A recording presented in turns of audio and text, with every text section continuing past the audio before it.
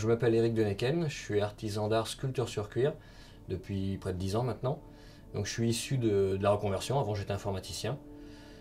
Donc je suis artisan d'art, mais je suis également formateur. Donc, je travaille le cuir depuis 10 ans et en fait j'ai rencontré le cuir quand j'avais 17-18 ans grâce à ma tante qui faisait voilà, un peu de travail mais vraiment modeste. C'est ce qui m'a permis d'approcher la matière. Alors moi, ma spécialité c'est le repoussage, donc c'est la sculpture sur cuir. Et ça peut apprendre différents supports. Je peux aussi bien travailler sur un sac à main, sur une ceinture, sur un chapeau, sur des éléments de costume, enfin c'est extrêmement varié ensuite.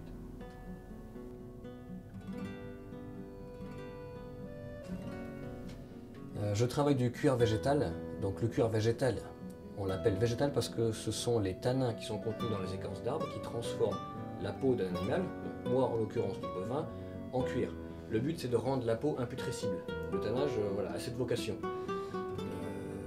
Le cuir végétal ou le cuir minéral, à l'origine, c'est le même animal. Ça va être du bovin, ça va être du porc, etc. On l'appelle végétal juste voilà, parce que le tannage se fait grâce aux tanins contenus dans les écorces d'arbres.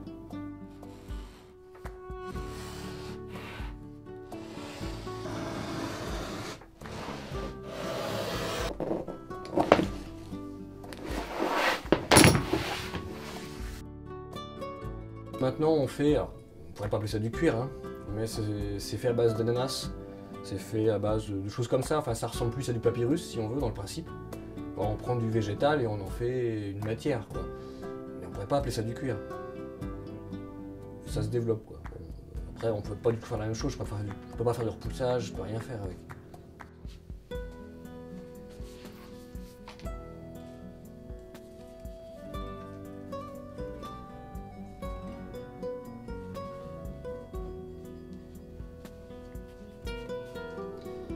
Dans mon atelier, je pars d'une peau brute, c'est vraiment une peau qui n'a pas de couleur. Selon la taille dont j'ai besoin, je vais travailler sur ce qu'on appelle des collets ou des croupons, c'est des zones bien spécifiques du bovin. Ma première étape, c'est le patronnage. Je vais prendre un carton relativement épais sur lequel je vais dessiner la forme de l'objet que j'ai à créer. Une fois que j'ai ce patron, je vais l'appliquer sur le cuir, je reporte mon patron et je le découpe. Une fois cette pièce découpée, je vais, si besoin, donc créer faire de la sculpture sur cuir, donc du repoussage, ensuite le teindre.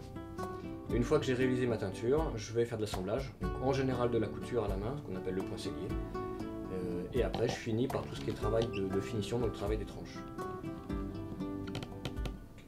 La couture à la main s'appelle la couture point sellier.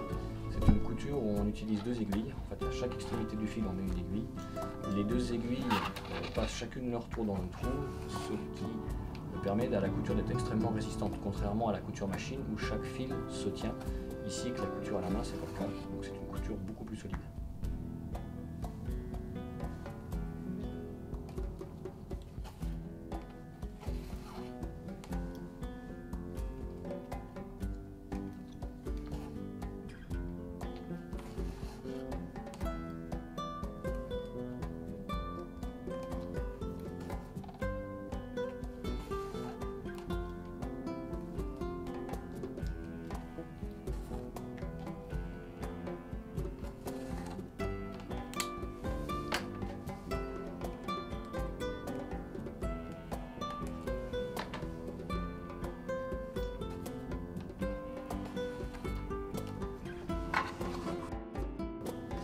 Je me sers de blocs de granit parce qu'on a besoin de beaucoup de poids quand on fait du repoussage pour avoir une surface très ferme, très solide.